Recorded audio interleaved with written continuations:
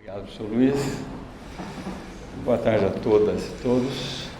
É uma alegria estar aqui e poder falar sobre temas que interessam a mim, mas eu acho que a muitos de vocês, né? Por isso estamos aqui reunidos.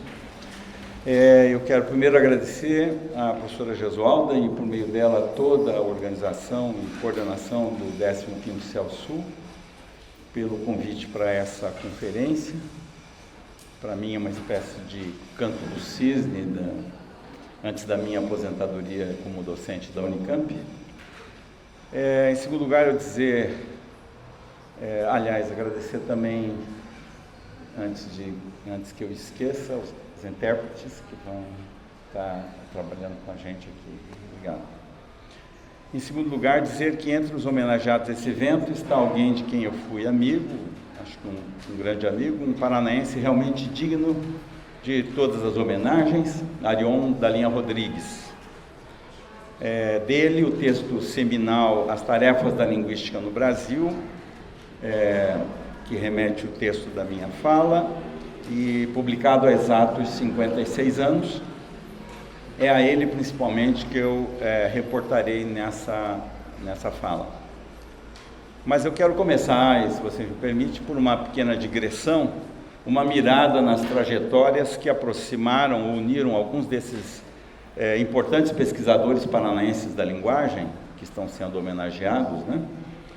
Trajetórias que começam em salas de aula, perpassam publicações, encontros acadêmicos, mas também incluem os caminhos das aldeias e também até parentescos. Então, como um poema de Drummond ou uma canção do Chico, eu coloquei ali como subtítulo, para essa sessão. Nos textos de convocação e divulgação desse 15º CELSU, enfatiza-se que o evento homenageia um panteão de estudiosos que se dedicaram no Paraná ao olhar sobre a linguagem desde diferentes perspectivas, em particular a pessoa do professor Geraldo Matos Gomes dos Santos. Bem, na apresentação da gramática estrutural da língua portuguesa de 72, de autoria de Eurico Bach e Geraldo Matos, né, produziram em parceria, há um relato deles sobre a motivação para aquele trabalho. E o texto dessa apresentação remete a um outro nome do panteão dos paranaenses antes referido. Diz o texto: alertados pelo professor Rosário Farani Mansurguérios, em suas aulas na faculdade, de que era necessário rever as posições da gramática portuguesa e reformular as conclusões de acordo com os princípios modernos da linguística, pusemos mãos à obra. Então, esse foi o estímulo para eles produzirem esse trabalho importante. Bem, o nome Mansurguérios me é particularmente caro por duas razões.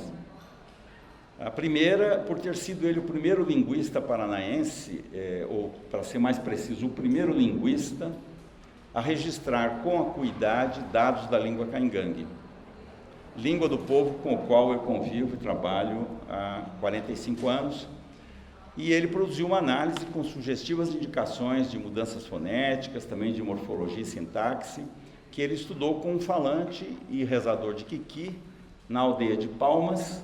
O artigo dele foi publicado em 1941, nos arquivos do Museu Paranaense, e esse falante era o velho Messias Crenian.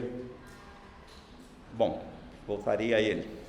A segunda razão é Guérius ter sido também professor de Arion Rodrigues, outro nome que eu abri mencionando. Guérius foi mestre de Arion ainda no ginásio paranaense, no curso secundário, e depois na faculdade, cativando-o definitivamente para o estudo das línguas indígenas. Mansurguérios foi responsável, inclusive, pela indicação do primeiro artigo de Arion a sair numa publicação científica, um trabalho sobre a língua Quiriri, nos arquivos do Museu Paranaense, em 1942, quando Arion tinha 17 anos. Um artigo que você pode citar ainda hoje. Em 1951, recém-egresso da Faculdade de Letras e 10 anos depois daquela pesquisa de campo do seu professor mestre Guérius, Arion faria o seu primeiro trabalho de campo, e também entre os caingangues do sudoeste do Paraná. No caso dele, em Mangueirinha. ele foi acompanhado de um outro recém-formado que se tornaria também um nome importante entre pesquisadores paranaenses do século XX, embora não da linguagem, Odemar Blasi, que se dedicou à antropologia e dirigiu o Museu Paranaense de 1967 a 83, onde eu o conheci, meados dos anos 70. Arion Rodrigues tornou-se o primeiro brasileiro com título de doutor em linguística, obtido em Hamburgo em 1959. De volta ao Brasil, pesquisou a língua Chetá na Serra dos Dourados e logo em seguida foi convidado por Darcy Ribeiro, a quem voltarei adiante, para criar o primeiro programa de pós-graduação em linguística no Brasil, na recém-criada UNB, Universidade de Brasília. Arion saiu de lá em 1965, em reação aos gestores do golpe militar de 1º de abril de 64, militares da mesma estirpe desses que hoje desgovernam a República, que buscam reeleger-se despudoradamente apoiados por um ex-juiz paranaense, quando aqueles militares interviram na UNB e exoneraram 2 dúzias de professores. Arion integrou o grupo de 200 de docentes que se demitiram em solidariedade aos perseguidos. Ele ajudaria a criar e dirigiria ainda 2 outras pós-graduações em linguística no Brasil, na UFRJ e na Unicamp, antes de aposentar-se no final dos anos 80, quando voltou a atuar na UNB e lá esteve como professor emérito até falecer. Mencionei a primeira pesquisa de campo de Arion entre os Caingangue em 1951. Há uma curiosidade nisso. Por exatos 50 anos, Arion guardou as notas de campo daquela viagem, só vindo a divulgá-las em 2001, durante o primeiro encontro de pesquisadores de línguas G em Londrina. Naquele evento, num diálogo com Juracilda, por sinal minha companheira antropóloga, que efetivamente colocou os caingangues no radar da antropologia brasileira nos anos 90, Arion compreendeu a enorme dimensão daquelas suas notas etnográficas que ele havia tomado com o caingangue Francisco Luiz dos Santos, em Mangueirinha, e decidiu-se por publicá-las, saiu no livro do evento, um livro resultado daquele evento. Bem, aquele evento que foi inaugural de um encontro que passou a se chamar Encontros Macro-G, está aqui o Maxwell, que acabou de organizar a última edição, o ano retrasado, lá em Barra do Garça. Aquele evento que inaugurou os Encontros Macro-G, quem o convocou, quem criou, enfim, o criador dos eventos Macro-G foi o linguista Ludovico Carnachelli dos Santos, professor da UEL, filho do professor Geraldo de Matos. Pesquisador de línguas indígenas por mais de 30 anos, Ludovico teve atuação intensa na implementação e manutenção do vestibular indígena nas universidades estaduais do Paraná. Na UEL, criou um grupo de pesquisa de língua caingangue. Além da filiação genética, há 2 fatos na biografia do Ludovico em relação ao seu pai que eu gostaria de destacar. O primeiro, que a sua dissertação de mestrado em letras, defendida em 79 na Católica do Paraná, tematizava o núcleo da obra linguística de Matos e Bach. O título foi Origem e Destino do Modelo da Construtura. O segundo é uma notinha um pouco mais curiosa. Na tese de doutorado sobre a língua Suyá, ou Kinsegé, defendida por ele na UFSC em 97, há uma nota de rodapé na página 83, que revela um bonito momento de parceria entre pai e filho linguistas. A nota esclarece que determinados dados linguísticos referentes a tempo e aspecto em Suyá, foram anotados pelo professor Geraldo Matos, com essas palavras, pelo professor Geraldo Matos, durante um momento de ausência de Ludovico. Eu imagino que isso aconteceu na casa de Ludovico, em 94, numa das vezes em que falantes Suyá estiveram com ele trabalhando na pesquisa dele. Ludovico, como sabem, faleceu em setembro do ano passado, aos 66 anos. Então, também homenageamos aqui. Bom, nesse quase pequeno mundo, que parece um poema de Drummond, João amava Teresa, que amava Raimundo, que amava Maria, tive a felicidade de conhecer grande parte das personagens, à exceção de Geraldo Matos, Eurico Bach e, pessoalmente, não conheci Mansur Guedes. Dos nomes que já citei, conheci Odemar Blasi por volta de 75, junto com um amigo meu, Júlio César Soares, aqui curitibano. Meu último contato com Blasi foi por carta, em 2008, quando ele respondeu a um convite meu. No ano que eu o conheci, eu estava concluindo o ensino médio no Colégio Estadual do Paraná, que já foi ginásio paranaense, onde 30 anos antes, Arion tinha sido egresso.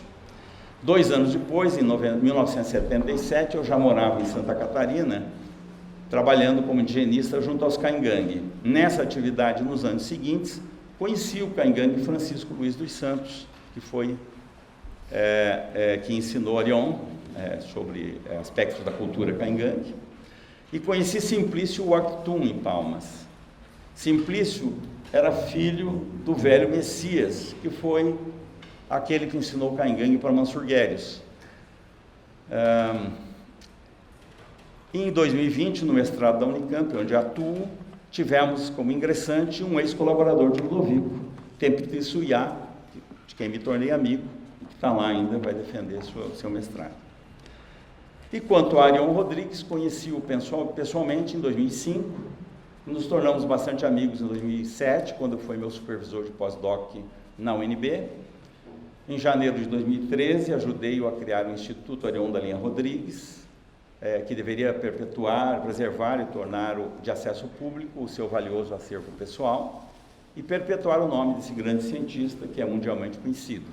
A convite dele, tornei-me o primeiro presidente do Instituto Arion Rodrigues, até alguns meses após sua morte, e sua morte se deu em fins de abril de 2014, um mês depois do falecimento do professor Geraldo Matos. Bem, tarefas da linguística no Brasil, Rodrigues, 1966. Feita essa digressão, vamos lá. Há pouco mais de meio século, mais precisamente em 1966, Arion Rodrigues escreveu um texto-guia para a linguística brasileira, frequentemente citado em artigos e teses até os dias de hoje, Tarefas da Linguística no Brasil, publicado na então Revista Brasileira de Linguística Teórica e Aplicada. A primeira seção do artigo tratava das tarefas da linguística pura, entre as quais o autor colocava, em primeiro lugar, e como a maior tarefa da linguística no Brasil, a investigação das línguas indígenas. Com os parcos dados que então se dispunha, o texto dele mencionava 100 a 150 línguas indígenas faladas, hoje sabemos que eram bem mais do que isso naquele momento. Ainda não se havia cogitado de abrir uma rede de estradas cortando a Amazônia, o que se realizaria a partir de 1970, de modo que, inclusive, a Rondônia era então quase floresta virgem, antes de ser rasgada pela BR-364, e os povos indígenas serem ali sumariamente exterminados, na Rondônia não por acaso, não por azar, não por acidente, mas intencionalmente. Outros tantos desapareceram, total ou parcialmente, nos trechos Marabá-Humaitá, Cuiabá-Santarém, Manaus-Caracaraí, Manaus-Boa Vista. O caso dos Panará, então chamados Crena-Carore ou Índios Gigantes, e o caso dos Waimiri tornaram-se emblemáticos dos crimes que foram cometidos então contra os povos indígenas. Sobre os Waimiri, a denúncia documentada levada à Comissão Nacional da Verdade estima o extermínio de 2.000 indígenas, com a atuação direta das Forças Armadas. Passado o momento de maior impacto daquela penetração, em 1986, o mesmo Arion Rodrigues mencionava, em outro trabalho, 180 línguas indígenas sobreviventes. Com base também nisso, podemos estimar para 1966, ano do trabalho inicial, algo entre 220 e 250 línguas então faladas. Pouco mais de meio século depois, o ano em que estamos, 2022, com otimismo estimamos em 160 línguas indígenas vivas em nosso país, o que revela um extermínio de 1/3 de todas as línguas que se falavam no país indígenas há 5 décadas. As línguas atualmente vivas distribuem-se em cerca de 40 famílias linguísticas diferentes. 80% das línguas dessas línguas se encontram na Amazônia brasileira, e na Amazônia brasileira calculo o desaparecimento de uma língua por ano nos últimos 25 anos. A pergunta que nos fazemos então é: a linguística brasileira respondeu à tarefa 1 proposta por Arion Rodrigues? Daqui a pouco retomo essa questão. Antes, destaco outras 3 tarefas que se referem às línguas indígenas, mas situadas numa seção que é de tarefas da linguística aplicada naquele artigo. A primeira, aplicação ao ensino de línguas, ensino de português como língua estrangeira. Um ponto em que Arion não deixa de lembrar de populações que não descendem de imigrantes, mas também são falantes de outras línguas, as populações indígenas. A segunda é a aplicação ao estabelecimento e reforma de ortografias, com um tópico específico, ortografias para línguas indígenas. E a terceira, aplicação à alfabetização. Nesse último ponto, o texto dá destaque também ao caso particular da alfabetização em português de crianças cuja língua materna não é o português, referindo-se às muitas comunidades constituídas por imigração, mas também, entre aspas, em algumas escolas de postos indígenas. Disso concluiu Arion que há uma tarefa da linguística aplicada a realizar na programação da alfabetização da língua nativa, do ensino do português e da alfabetização em português nessa situação peculiar, segundo cada situação sociolinguística. Arion também menciona uma última tarefa, a de ensino de línguas estrangeiras, que as questões pertinentes a essa tarefa igualmente dizem respeito ao ensino de línguas indígenas para falantes de português, ele diz. Não me parece que Arion pensava naquele momento no ensino de língua indígena como segunda língua nas próprias comunidades indígenas, mas isso se tornou um desafio cada vez mais generalizado, para e passo justamente com processos de revitalização linguística, sobretudo no último quarto de século. Vale destacar ainda que Arion ressalta um aspecto riquíssimo da realidade brasileira, aspecto que igualmente não pode excluir a alusão às línguas indígenas. Ele escreveu: o Brasil, com a quantidade de situações de contato que oferece, pode ser encarado como um grande laboratório para observação do que se dá nessas variadas situações. Ele próprio alerta para as condições únicas do Brasil, envolvendo uma multiplicidade de situações em torno de línguas indígenas. Bem, deve-se registrar que Arion Rodrigues propôs as tais tarefas da linguística no Brasil quando já haviam transcorrido 10 anos do convênio do Summer Institute of Linguistics, SIL, com o Museu Nacional, no Rio de Janeiro, e já pelo menos 7 anos da presença permanente de missionários linguistas do SIL junto a povos indígenas, inclusive no Sul.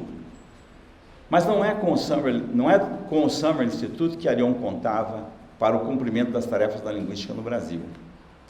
Conhecendo-se Arion, e penso que o conheci, amigos que fomos, ele almejava uma resposta das universidades brasileiras e sonhava com a formação de jovens linguistas brasileiros engajados na pesquisa de língua indígena. A propósito, em uma análise de Lucisec, outro grande nome da linguística brasileira, dedicou meio século à pesquisa de línguas indígenas e a trabalhos de fortalecimento de línguas indígenas, de quem fui colega de docência na Unicamp. Nesse trabalho, ela diz, segundo a análise dela, a vinda e permanência do Summer no Brasil, do SIL no Brasil, teve influências negativas na formação da linguística indígena no Brasil, porque criou a falsa ideia de que nossas línguas já estavam sendo estudadas por linguistas competentes, supostas, né? O que desestimulou o ingresso na área de estudantes iniciantes e mesmo de outros pesquisadores estrangeiros. Bem, respostas e não respostas ao programa de Arion. Salvo exceções contadas em poucos dedos, como a própria Lucisec e Ione Leite, que se doutoraram na primeira metade da década de 1970, foi somente na década de 80 que se iniciou uma formação consistente de linguistas brasileiros dedicados a línguas indígenas, o que se incrementou de fato nas décadas seguintes. Isso explica que somente em 1985 se criou um grupo de trabalho em línguas indígenas no âmbito da ANPOL. Segundo um estudo de Arion Rodrigues, no início da década de 90, haveria cerca de 60 línguas sendo estudadas por pesquisadores brasileiros. Desde aquele alerta do Arion há 6 décadas, eu calculo que pode-se dizer que em mais de 150 línguas indígenas houve ou há algum tipo de estudo acadêmico por pesquisadores brasileiros. Porém, em grande parte são estudos considerados preliminares, verdadeiramente incipientes. Com frequência um estudo fonológico e um certo número desses tão pouco relevante como alguns daqueles vocabulários registrados no século XIX. Crítica minha, obviamente. Nesse último aspecto, identifico um outro legado nocivo da presença do SIL em contato com as universidades brasileiras, que foi a sua influência no mau ensino da fonologia no Brasil. Mas sobre isso, se alguém quiser saber detalhes, eu deixo para um artigo meu de 2004, que se chama O Alinhamento Pró-Estados Unidos da Fonologia no Brasil. Em 99, Lucy Seck, no artigo já referido, relacionou 11 universidades brasileiras e um museu com programas de formação de pesquisadores em línguas indígenas. Mais de 2 décadas depois, hoje podemos falar de cerca de 20 universidades nessa situação. Uma avaliação crítica e criteriosa, é curioso que mesmo no mundo acadêmico eu precise acrescentar esse segundo adjetivo para falar do tipo de avaliação, há que concluir que houve avanços importantes, sobretudo na formação de pesquisadores e principalmente nas últimas 2 décadas.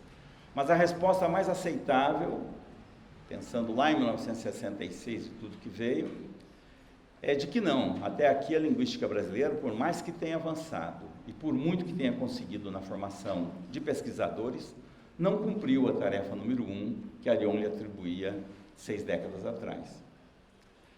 É bem verdade que na última década e meia, muitos esforços e recursos têm sido dedicados, carreados para ações de registro, muitas vezes justificadas como esforços de preservação das línguas. Eu me refiro ao projeto teuto-neerlandês, o DOBS, que em 2007 ganhou respaldo e recursos do Museu do Índio, FUNAI, para acumular registros audiofonográficos de línguas indígenas brasileiras num projeto sediado na Europa.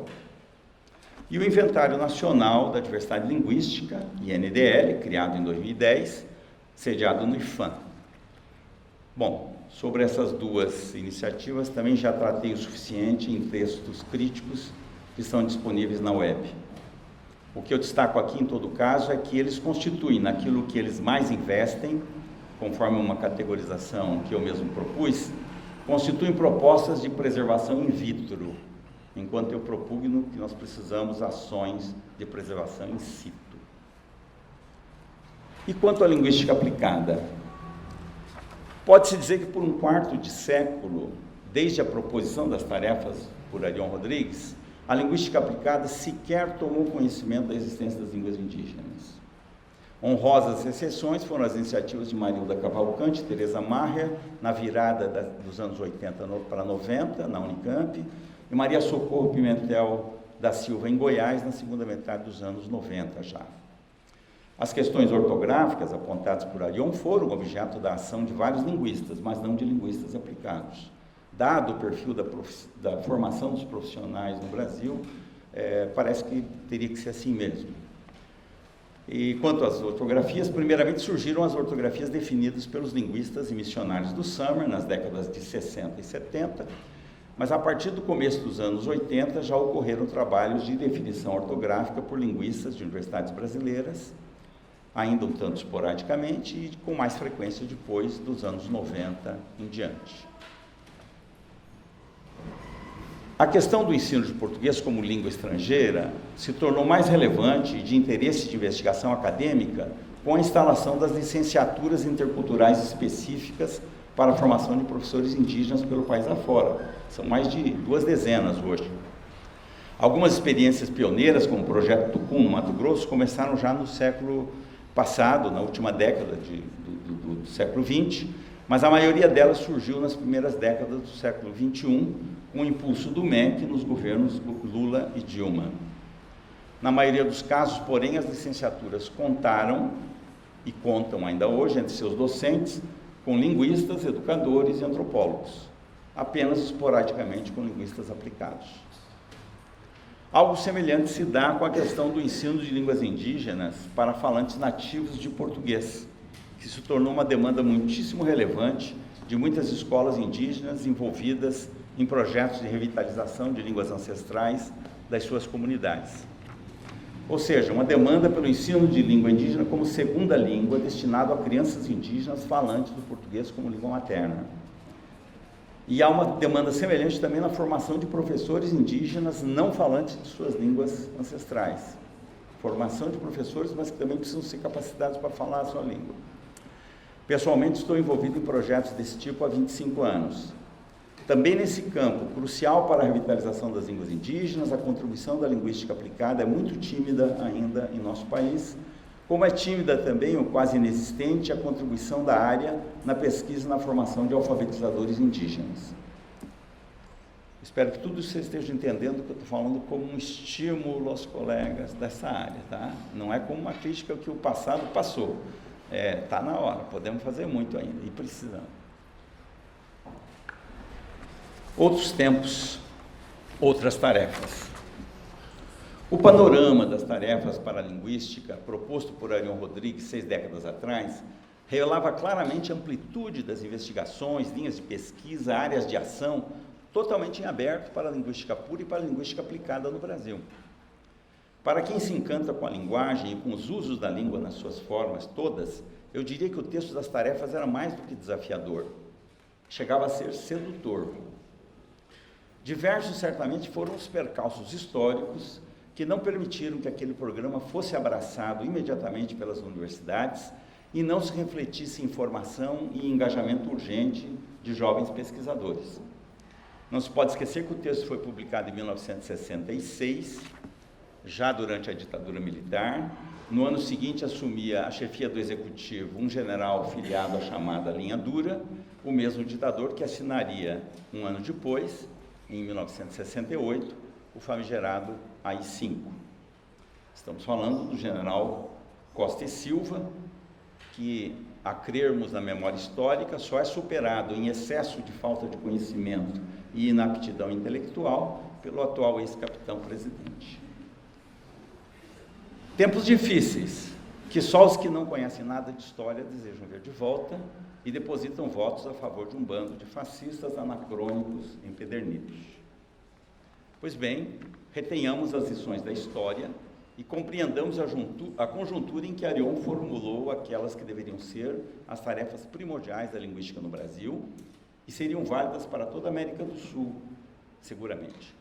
E nos detenhamos agora no atual momento histórico que vivemos, nas ameaças que param sobre as populações indígenas e na situação, hoje muitíssimo mais dramática, das línguas indígenas em contato. Para esse momento é que me arrisco a sugerir, e apenas no que diz respeito aos povos indígenas e ao futuro de suas línguas no Brasil, uma atualização das tarefas da linguística que vai formular adiante. Antes, porém, é preciso esclarecer qual é a política linguística que defendo como necessária e urgente para o nosso país. Por uma política linguística, mas não qualquer uma. Até parece algo recente nas culturas da chamada tradição ocidental, a descoberta de que a variação e a diversificação, em todos os campos, em quaisquer níveis, não constituem somente uma característica frequente, portanto, facilmente atestável, mas principalmente constituem características sempre desejáveis e, portanto, que devem ser valorizadas e preservadas, inclusive para a sobrevivência das espécies. Qualquer das nossas avós aqui, vocês devem saber que as nossas avós trocavam os ovos com a vizinha, né? Para botar para chocar o ovo da vizinha na minha galinha, né? Isso aí é diversificação genética que é necessária. Bom, pode-se ir além, uma compreensão não atomística, mas ao contrário, abrangente e integradora, como costuma ser a de muitas culturas indígenas e orientais, entende a variação e a diversificação como necessariamente constitutivas do real. Concepções dualistas, a perspectiva de complementariedade no mundo físico e no mundo social, a economia da reciprocidade, tudo isso são manifestações em sociedades indígenas dessa compreensão distinta do mundo.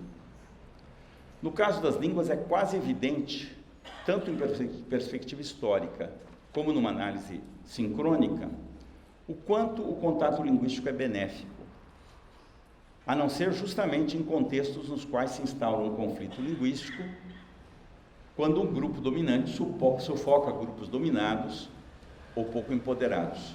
Nesses contextos, o que se dá entre a língua do dominador e as línguas dos dominados é apenas uma das facetas da invasão e da pauperização cultural. A recusa da diversidade linguística não é motivada por um desejo de haver maior entendimento entre as pessoas e os povos, como alguns gostariam de alegar.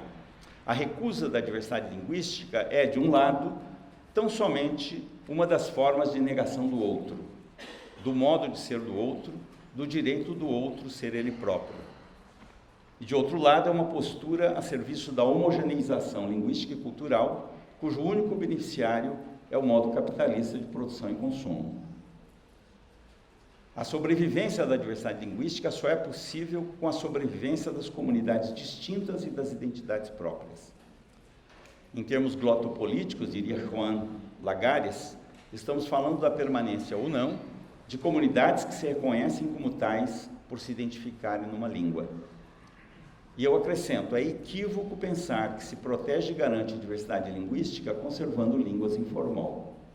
A defesa da diversidade cultural e linguística, como da diversidade genética de plantas e animais, é um ato político de resistência social ante os efeitos devastadores do aplastamento, estou emprestando o espanhol, promovido a serviço da acumulação transnacional de capital.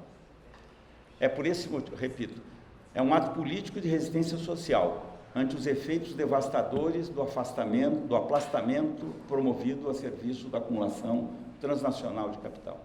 É por esse motivo que eu entendo que a postura exigida no Brasil de um linguista que não se coloque a serviço desse tipo de empreendimento é a de um compromisso com uma política linguística voltada à defesa e ao fortalecimento das línguas minoritárias, indígenas e não indígenas. E esse compromisso não pode ser com qualquer política linguística, só pode ser com uma política anticolonialista. É falacioso colocar lado a lado como alternativas propostas distintas, diferentes de política linguística. É falacioso pelo simples fato de serem propostas de políticas e, portanto, propostas necessariamente políticas, o que significa fazer opção entre interesses diferentes em disputa. É dessa perspectiva, de uma política linguística voltada à defesa e fortalecimento das línguas minoritárias, que repenso a seguir as tarefas da linguística no nosso país. Obviamente, uma política linguística nacional não pode se resumir a isso. Não se resume à defesa e fortalecimento da diversidade interlinguística. Embora até mesmo aí, olhando para a diversidade, há também um ineludível apelo ao respeito e valorização da diversidade intralinguística, dos vários portugueses que constituem a língua majoritária brasileira, ou seja, o português brasileiro. Porém, há ainda N outras questões a serem contempladas numa política linguística, mas elas não são o objeto dessa fala. Tarefas da linguística no Brasil, portanto, revisitadas. Como já dito, referir-me-ei apenas ao que se possa dizer a respeito de povos indígenas e fortalecimento e sobrevivência de suas línguas ancestrais, dentro dos marcos de uma política linguística já indicada e, para que não pare em dúvida, uma prática anticolonialista. No meu entender, essas são as tarefas que pedem e esperam uma resposta urgente e consistente da linguística no Brasil. Primeiro, investigação das línguas indígenas, na perspectiva de modelos teóricos fundados em uma abordagem antropológica associada a uma necessária compreensão sociolinguística. Aqui, a perspectiva indicada não é ilustrativa, é uma condição. Segundo, formação de pesquisadores indígenas de suas próprias línguas nessa perspectiva. Terceiro, assessoria na formulação e implantação nas escolas indígenas de ensino bilíngue e de manutenção e fortalecimento da língua indígena com alfabetização em língua materna. Quarto, assessoria na produção de material instrucional de alfabetização e letramento para escolas indígenas. 5. Contribuição com as comunidades indígenas envolvidas em processos de revitalização linguística em 4 formas de ação. Investigação colaborativa sobre a língua indígena, ou a língua da comunidade. Capacitação de docentes indígenas na análise e uso da língua ancestral. Terceiro, ou C, capacitação de docentes indígenas para o ensino de segunda língua. E quarto, assessoria à elaboração e publicação de materiais didáticos.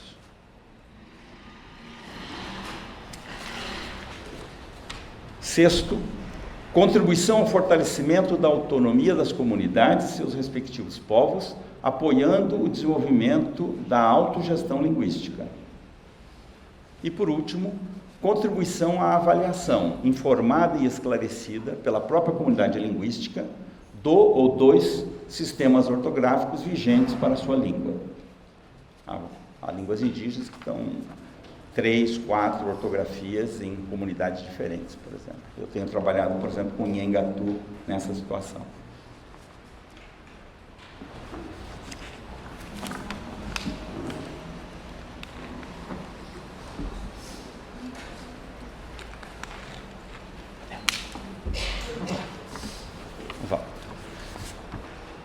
Por uma linguística melhor e mais nossa.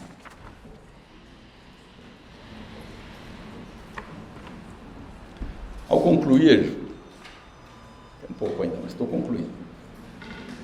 Começo parafraseando Darcy Ribeiro, que, aliás, eu conheci nesse hotel onde estamos hospedados, há muitos anos, vim encontrá-lo aí para ouvir as opiniões dele sobre o movimento indígena no Brasil. Bem, começo parafraseando Darcy Ribeiro, cujo centenário de fundação comemora-se dia 26 de outubro próximo. Dizem que Darcy não nasceu, foi fundado. Então, é por isso que eu tenho. 26, acho que o Lula é 27. Darcy Ribeiro publicou em 79 uma tréplica numa polêmica travada com Roberto Cardoso de Oliveira, e a tréplica tinha esse título, Por uma antropologia melhor e mais nossa. É a ela que eu parafrasei. Os nomes homenageados neste evento inscrevem-se, cada um a seu modo, neste dístico, buscar uma linguística que não seja simples cópia de soluções pensadas alhures. A nenhum deles, com certeza, se poderia acusar de xenofobia ou alguma coisa desse tipo. A começar por Geraldo Matos, difusor do Esperanto, correspondendo-se com dezenas, talvez uma centena de países, e Arion Rodrigues, o verdadeiro cientista cidadão do mundo, um dos nomes brasileiros mais conhecidos fora do país na área de ciências humanas. Darcy Ribeiro apontou em 1979 o que ele chamou de 3 pragas acadêmicas naqueles anos sombrios da ditadura militar. A terceira praga ele chamou de cavalos de santo. A descrição dele era daqueles inocentes rapazes, só desejosos de fazer uma boa e rápida carreira acadêmica, que logo descobriram que tudo era muito simples, bastava se converterem em porta-vozes de prestigiosos mestres estrangeiros. Segundo Darcy, alguns alcançaram prontamente o virtuosismo de ventrílocos. Bem, a crítica mordaz do grande Darcy se alonga em detalhes e aponta para uma velha tradição tão nossa qual seja, diz ele, a do intelectual basbaque, deslumbrado com o saber das sumidades do mundo, apenas recai na nossa velha e crônica enfermidade do espírito, a erudição, que converte a busca do saber em um ato de fruição onanística. Bom, na linguística, como na antropologia de que falava Darcy Ribeiro, há os que desdenham da nossa capacidade de teorizar. São brasileiros que estão convencidos de que essa não é a nossa vocação. E isso se encaixa com o pensamento de certos linguistas também do primeiro mundo, convencidos lá de que a nós terceiros mundistas não cabe o lugar de teorizar, considerando a divisão internacional do trabalho intelectual. Daí que hoje, mais na linguística do que na antropologia, talvez apenas na linguística, não sei, há um setor eu criei aqui um neologismo, ageropus business, o business do trabalho de campo, pessoas ou mesmo empreendimentos destinados a produzir e exportar dados, a mais clássica das commodities do mercado acadêmico de pesquisa. Na trilha do genial e irreverente Darcy Ribeiro, apelo aos jovens linguistas e candidatos a linguistas.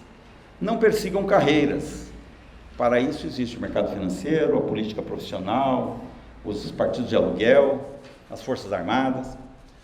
Antes, comprometam-se com a produção de um conhecimento que responda a demandas dos setores excluídos, dos marginalizados ou dos grupos sob ameaça na sociedade brasileira, que pode ser o próprio segmento social no qual repousa a sua identidade. Façam uma linguística socialmente comprometida. Qual a diferença?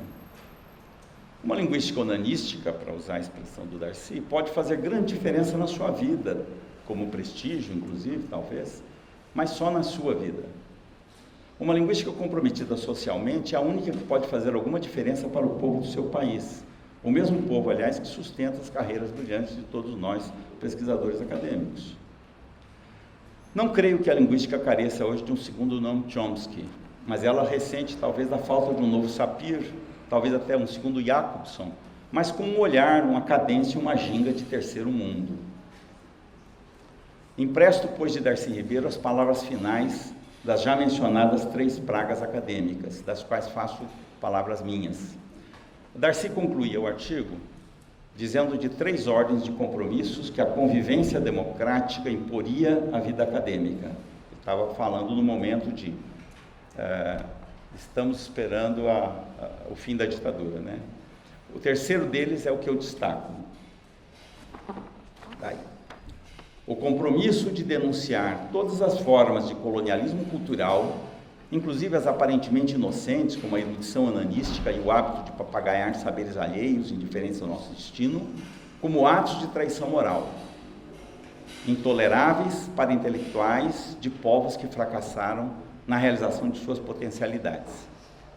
Nessa tarefa, frente a esse fracasso, nossa tarefa, frente a esse fracasso, é criar aqui, pelo esforço coparticipado dos brasileiros, à luz da melhor metodologia científica e da crítica mais lúcida e mais severa, um saber genuíno e comprometido, que tanto explique nossa realidade passada e presente, como ajude a impedir que o fracasso se reproduza no futuro, com as mesmas formas atrasadas e iníquas de antagonismo social.